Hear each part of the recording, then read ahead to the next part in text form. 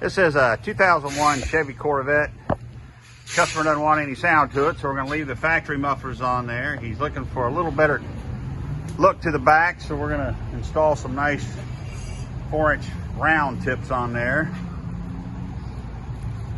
Just do a little before and after. You can see that. And we'll get back when we get them nailed on there. Well, we're back, and you can see a big change there. Once again, JR did a little magic. Got them all tucked in there nice and clean, nice and straight. It's not a job for every muffler guy, but JR's been doing it a long time. So as you can see, he does really good quality work.